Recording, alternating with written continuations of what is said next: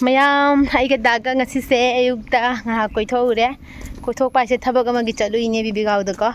adudi chatpado ina utreba to hale halaga isingi chaw do khara ka kangdhabra kai jengbodo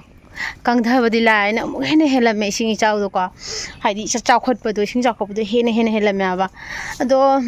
ai nga hak leraga budi jeng hala age ai na sai yeng matam dugadi mayam da jeng handre kai na budi chak thongba thengreba ko aduga nga ga matam do mangane na do chak thongba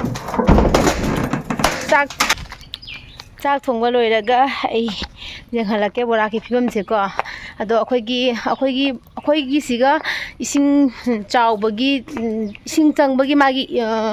kai haini maramdo adudugi kangphana ma lebido adudo changeba ising changba haureba ko changba haurabani na akhoi ramda ising lakpa haurani daidi ai thumba haurani yam ngaire yam sawningida sawning mandana ise haidi sawning mandana gyanam tadre ado ai myam chai bajum se ko ngasai ai nangdre haina ayungana chatpani na ko dedugi ai tam thabolo shallage adaidi kena tawrage adum makha taba tayum hapake ba ko phase phara Mukukta phara mukukta se pharo ba chicha se pharo mukukta phara se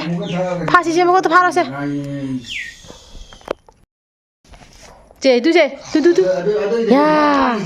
du ya kanano ne matin kami ne kanano ne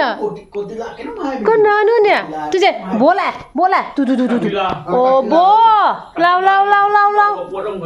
bo lao bố không nghe nè bố không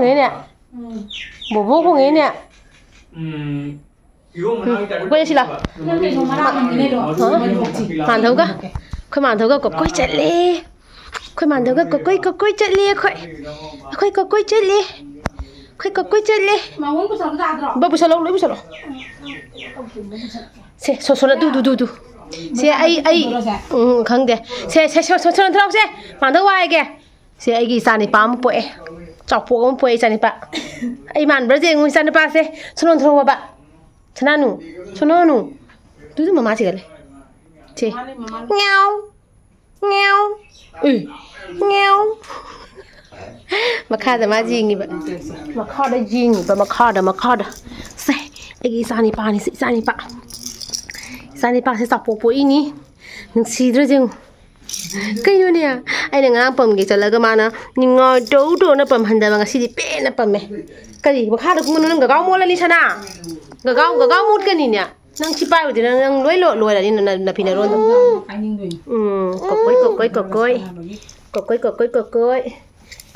cocoi đừng thôi nang ngarang ai sila imi niya pam gen hamra tuga mana ni ngai tau nang ngarang ja dabba ngasi di do man thok pam me tumbo do pen do di ngai do mi dan khoi gi inaw nu pilai ma ko hati le ya ba do complex lo balai ba ma pam da sakane na la khipur ni ngone ba ado lai ba du gi la ko du ga ne Eigi sani pa se ina ne uning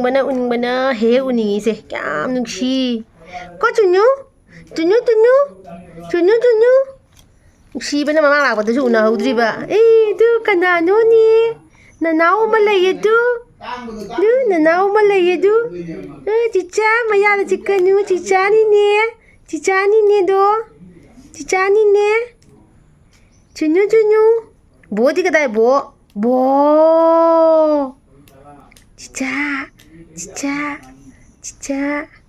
chicha komplain am hele ngasi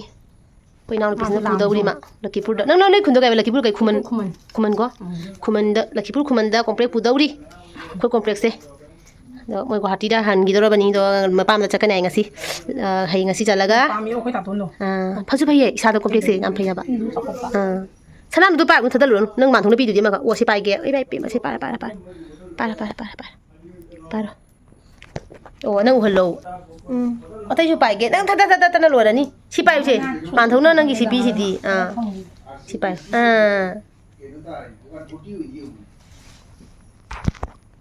Mayam ay siga top ama tuba loire ko. Ado sigi top se aigi ni bako. Aina si color gi top se laita bagi tuba ado stiza di ko press taudri. Ado mai laite nga sa yugtagi mai se laita dana laire bako. Ado press sara gari se si chinan do ni press sadri bako. Aduga siga ne chumki napak to ni ba do mayam jenguni asi se napa phajagadra haina ado ai si se napa phajaraga si se napa roi bako. Kagina haidi atopa design ma tawraga napake kagino habeda si dum simple ore na ko. Adu dogini adu dina Katang phajaba mongda tawraga aise laye khara thoga dum kana tawrakani bako puna tholakani bako ado chinaw khara na ngoda haibireba kana tawro waina koigi aine handwork tobudo blouse ta khangde top ta khangde aine handwork tobudo adu utpira odi che haina jam kana request torpa ngang sing yawi ko adu dugi mogi damak ta waina aina matek ama dum samai samai tawbani habdo adum aina uchara ge ko ado sisi dilok thokra ge sisi nu phajagadra haina thamu bane bako to phasu jam phajai ko phajaraga su sisi tawro sisi tawraga di yamna sambi oirabani no moidu su jing ta nungai ga do mandre dugi kamai kamai design thokano haido aina su matek ma dum jeng halak toini bako aduga mayam khangada mana ko akhoi top khangde blouse khangde migi di khangde ko ai sagi oina kaina tawraga samaina tubal loiraga ko samaina pumjan kinu ba phi se akhoi body se pumjan jingai da khudang khika se loina hapa loiraga phajana sengak se press sara kolaga khudang si mapan da hapak to ni ko asiga se phajana press sar ba matung da ne akhoi gi stone khangde ja khangde ning moda na po ba ko duga kona mu pumchalo body hana pumkhraga stone hapa taraga di ne yam nuai ta bani ko phaido phajin adumaina oi bani aduna samaina phi se pumjan jingai da ko samaina phajana stone kai ka da hapauraga ade kona mu pumchalo silai ta ko adudi yengasi ai CP gi design se kamana tawsi habino do yengasi bako ai jing jeng halage mayam da mayam siga mayam leire ko aigi stone dagidi chumki dagidi asi glass cut keno se asi leire ko machu su lei siga na silver color ni siga na green leire ko ade siga na golden color leire aduga siga su mayam leiri ko aduga siga su mayam mane na siga thami se ado asigi mayam se mayam ai ne asigi keno sida ne blue sida ne chana ga da ko blue dadi white kumba na chana ga ni ko adugi white se ai sidagi sida su yawi bako sungki mayam mas de yawi ko asigumba gi white china faja ga khangde asi su phajani natra do asi nataba da sune hoigi siga su lei ko siga su mayam lei aduga akha da su yawi makha su jeng halake ko makha da su moti yawi ba ko makha da siga su mayam leire ko napu machu leire pink se pink hap ta ga dina pink su phajagani pink su phajani ba ko pink se hap ta ga di aigi suit ama ga di matching oirani ko do aigi sigi suit to siga di matching pra oi gidore ba si se hap ta ga di ko do khangde si oina hap sira isi gyanam tadre asigi oina thamjira asigi purise yan tadre do jengsi myam aidum tang camera kapta bidam tang design se kamai tawraga phajagada bano do aina khanbal oiraga adagi hapage haina tawrok du dum myam da dum kap camera adum myam da share tawrake aduga siga di jam chanarani ko sisi hapata jam thina chanarani ba aduga myam ko ai si sun share tawrake akhoi gam nap kadaba stone leidana ko gam nap kadaba means samai tawbase asigumba stone sidi gamna na toini ko asi sidi photpagi phofam yaudi dana ko ado asigumba gi gam jing se asigumba gi stone hingje myam lei ko asigumba se gamna na po do myam asigi gam se online dagi low ko siga su ming le dana ko online dagi low yam phabani ba ko ado kaino tawre ai asukoi ba se id gam se kaino to bombu phang dana leibena ba phi dana paga mu ken ba khotpa yam tawna adaidi customer na su yam nuai da do oiba nang gam do jam phi nang gi chumki yam keli kholi kana hala ko nuai de dana ko dugi aina online dagi si lauraga jeng bane ba ko masi se kamai tawgi jeng gaina ado jam satina pharami ko myam do si se dum lo do aina share tawna aina search tawraga myam jeng bada digam se ama lobi kana de ko do ai gi sidi tasena maki yamna phaba aingonda kana ba pot oiragani na myam de share tawrak bane ba ko to myam su myam tension oiramgani gam na paga ken ba khotpa chumki stone ko do asigi gam se lobiro asisi simadi yam pharabani ko do adu de myam na share tawni bagi ko tawrakani ado haurasi thabak se ko mayamaina angauba chumki do ina lawjare kaigina habeda pink color do ina chumi mon khara chadre bako pink color do agi sutuga matching budi oi bako oiraga so ina ne white ki kaino se chumki se asi se ina num pamjaru re bako ade huji photpa hawre tu samaina photo ini bako khoigi chumki se amamam tawraga ko chumki manga khangna khoigi lei mapung pha handoi ni bako leina haigadra asi amamam tawra folak tu ini bako ma se ꯃꯥꯏꯒꯤ ꯑꯅꯤꯗ ꯃꯈꯨꯟ ꯑꯅꯤ ꯌꯥꯎꯋꯦꯕꯀꯣ ꯑꯩꯒꯤꯁꯦ ꯑꯗꯣ ꯃꯥꯏꯒꯤ ꯑꯃꯈꯛꯇꯪ ꯐꯣꯠꯇꯣꯏꯅꯤ ꯃꯥꯏꯒꯤ ꯑꯅꯤꯃꯛꯇ ꯐꯣꯠꯇꯣꯏ ꯅꯠꯇꯦꯕꯀꯣ ꯃꯥꯏꯒꯤ ꯑꯃꯗ ꯐꯣꯠꯂꯒ ꯍꯥꯏꯗꯤ ꯈꯔ ꯊꯦꯛꯀꯠꯂꯒ ꯑꯩꯈꯣꯏꯒꯤ ꯂꯩꯅ ꯑꯩꯈꯣꯏꯒꯤ ꯃꯄꯥꯟꯗꯣ ꯍꯥꯏꯒꯠꯂꯒ ꯎꯝꯖꯟꯕꯣꯏ ꯀꯔꯤꯕꯣꯏ ꯇꯧꯔꯒ ꯐꯖꯕꯗꯣ ꯑꯗꯨꯒꯤ ꯇꯥꯏꯞꯇ ꯂꯩꯁꯦ ꯎꯝꯇꯛ ꯇꯧꯍꯟꯗꯣꯏꯅꯦꯕꯀோ ꯑꯗꯣ ꯌꯥꯝꯅꯗꯤ ꯋꯥꯕꯅꯦ ꯂꯩꯁꯦ ꯑꯩꯈꯣꯏꯒꯤ ꯂꯩꯒꯤ ꯃꯥꯒꯤ ꯐꯤꯕꯝꯗꯣ ꯇꯥꯅꯕꯒꯤ ꯍꯣꯠꯅꯕꯗꯀꯣ ꯌꯥꯝꯅꯗꯤ ꯋꯥꯕꯅꯦꯕꯀꯣ ꯃꯌꯥꯝ ꯑꯍꯥꯟꯕꯗꯤ ꯑꯗꯨꯝ ꯈꯔ ꯁꯣꯏꯒꯅꯤ ꯑꯗꯨꯕꯨ ꯇꯧꯔꯒꯗꯤ ꯑꯗꯨꯒꯤ ꯑꯦꯛꯁꯄꯤꯔꯤꯌꯦꯟꯁꯇꯣ ꯑꯗꯨꯝ ꯂꯥꯛꯀꯅꯤꯀꯣ ꯑꯩꯁꯨ ꯑꯍꯥꯟꯕꯗ ꯌꯥꯝ ꯁꯣꯏꯈꯤꯕꯀꯣ ꯑꯗꯣ ꯍꯧꯖꯤꯛꯇꯤ ꯀꯃꯥꯏꯅ ꯇꯧꯔꯒ ꯀꯃꯥꯏꯅ ꯐꯖꯒꯅꯤ ꯍꯥꯏꯕꯗꯣ ꯇꯧꯔꯒ ꯑꯗꯨꯝ ꯑꯦꯛꯁꯄꯤꯔꯤꯌꯦꯟꯁꯇꯣ ꯂꯥꯛꯑꯦ ꯑꯗꯣ ꯃꯌꯥꯝꯁꯨ ꯇ꯭ꯔꯥꯏ ꯇꯧꯕꯀꯣ ꯑꯗꯣ ꯁꯨꯃꯥꯏꯅ ꯇꯧꯔꯒ ꯑꯩꯁꯦ ꯁꯨꯃꯥꯏꯅ ꯂꯩꯁꯤꯃꯈꯛ ꯑꯣꯏꯔꯦꯀꯣ ꯁꯨꯃꯥꯏꯅ ꯇꯧꯅ ꯇꯨꯝꯅ ꯐꯣꯜꯂꯦ ꯑꯗꯣ ꯑꯁꯨꯃꯥꯏꯅ ꯐꯣꯠꯄꯁꯦ ꯀꯩꯅꯣ ꯇꯧꯋꯦꯕ ꯅꯥꯟꯊꯣꯛꯄꯗꯣ ꯂꯩꯔꯔꯣꯏꯅꯀꯣ ꯑꯗꯨꯒꯤ ꯌꯥꯝ ꯐꯖꯕꯅꯦꯕ ꯑꯗꯣ ꯃꯉꯥꯈꯛꯅ ꯂꯩ ꯑꯃ ꯁꯦꯝꯃꯦ ꯑꯗꯨꯒ ꯃꯌꯥꯏꯗ ꯁꯨꯃꯥꯏꯅ ꯑꯩꯈꯣꯏ ꯆꯨꯝꯀꯤ ꯑꯃ ꯍꯥꯞꯇꯣꯏꯅꯦꯕꯀꯣ ꯑꯩꯁꯦ ꯑꯗꯨꯝ ꯍꯥꯞꯅ ꯌꯦꯡꯍꯜꯂꯤꯅꯤ ꯃꯌꯥꯝꯗꯀꯣ ꯑꯩꯁꯦ ꯐꯖꯅ ꯍꯥꯞꯇ꯭ꯔꯤꯕꯀꯣ ꯒꯝꯅ ꯅꯞꯇꯣꯏꯅꯦꯕ ꯁꯤꯁꯤꯃꯗꯤꯀꯣ ꯑꯗꯣ ꯑꯩꯅ ꯁꯨꯝ ꯍꯥꯞꯄꯒ ꯌꯦꯡꯍꯟꯕꯅꯦ ꯐꯖꯕ꯭ꯔꯥ ꯌꯦꯡꯉꯨ ꯍꯥꯏꯅ ꯃꯌꯥꯝ ꯁꯨꯝ ꯌꯦꯡꯍꯟꯅꯤꯡꯕꯒꯤꯀꯣ ꯑꯗꯨꯒ ꯑꯁꯤꯁꯤꯒꯤ ꯑꯩꯈꯣꯏ ꯂꯩꯒꯤ ꯃꯅꯥ ꯍꯥꯏꯒꯗ꯭ꯔꯥ ꯂꯩꯒꯤ ꯃꯅꯥ ꯑꯗꯨꯃꯥꯏꯅ ꯇꯧꯕꯗꯣ ꯑꯗꯨꯗꯨꯅ ꯑꯃꯨꯛ ꯁꯨꯃꯥꯏꯅ ꯑꯩꯈꯣꯏꯒꯤ ꯂꯩ ꯃꯅꯥꯒꯤ ꯇꯥꯏꯞꯇ ꯇꯧꯔꯒ ꯆꯠꯇꯣꯏꯅꯦꯕꯀꯣ ꯑꯗꯣ ꯑꯁꯤꯁꯨ ꯑꯩꯅ ꯁꯤꯜꯚꯔ ꯀꯂꯔꯒꯤ ꯑꯣꯏꯅ ꯂꯧꯔꯦ ꯀꯩꯒꯤꯅꯣ ꯍꯥꯏꯕꯗꯤ ꯕ꯭ꯂꯨꯁꯤꯒꯗꯤꯀꯣ ꯑꯁꯤꯁꯤꯅ ꯁꯨꯝ ꯆꯥꯟꯅꯔꯅꯤ ꯍꯥꯏꯅ ꯑꯗꯨꯒ ꯑꯩꯅ ꯂꯩꯅꯥꯁꯤꯒꯤ ꯃꯊꯛꯇ ꯑꯩꯈꯣꯏꯒꯤ ꯒ꯭ꯂꯥꯁꯀꯤ ꯑꯩꯈꯣꯏꯒꯤ ꯀꯩꯅꯣ ꯍꯥꯞꯄꯤꯁꯦ ꯃꯇꯦꯛ ꯃꯆꯥ ꯍꯥꯞꯄꯤꯁꯦ ꯑꯁꯤꯁꯦ ꯍꯥꯞꯄꯒꯅ ꯍꯦꯟꯅ ꯐꯖꯩꯌꯦꯕꯀꯣ ꯍꯥꯞꯇ꯭ꯔꯁꯨ ꯌꯥꯔꯒꯁꯨ ꯐꯖꯕ ꯋꯥꯠꯂꯦꯕꯀꯣ ꯑꯁꯤꯅ ꯑꯩꯈꯣꯏꯒꯤ ꯁꯥꯏꯅꯤꯡ ꯄꯤꯕ ꯐꯖꯍꯟꯕ ꯍꯥꯏꯇꯥꯔꯦꯅꯦ ꯌꯥꯝ ꯐꯖꯍꯜꯂꯦꯕꯀꯣ ꯁꯤꯁꯤꯅ ꯑꯩꯈꯣꯏ ꯂꯥꯏꯠꯀꯤ ꯃꯉꯥꯟꯗ ꯆꯤꯛ ꯂꯥꯎꯅ ꯀꯥꯞꯄ ꯈꯣꯠꯄ ꯑꯗꯨꯒꯨꯝꯕꯁꯨ ꯍꯦꯜꯂꯤꯁꯦ ꯎꯕꯗꯁꯨ ꯌꯥꯝ ꯐꯖꯩꯌꯦꯕꯀꯣ ꯑꯗꯣ ꯁꯨꯃꯥꯏꯅ ꯇꯧꯗꯅ ꯍꯥꯞꯄꯦ ꯁꯤꯅ ꯂꯩꯅꯥ ꯁꯥꯔꯒ ꯑꯩ ꯆꯠꯇꯣꯏꯅꯦꯕꯀꯣ ꯑꯗꯨꯒ ꯁꯨꯃꯥꯏꯅ ꯑꯍꯥꯟꯕꯒꯤ ꯃꯌꯥꯏꯁꯤꯒꯤ ꯑꯣꯏꯅ ꯑꯩꯅ ꯁꯨꯃꯥꯏꯅ ꯇꯧꯔꯒ ꯂꯩꯁꯦ ꯂꯩ ꯃꯅꯥꯁꯦ ꯁꯦꯝꯃꯦꯀꯣ ꯑꯗꯨꯒ ꯑꯗꯨꯝ ꯌꯦꯡꯃꯤꯟꯅꯁꯤꯀꯣ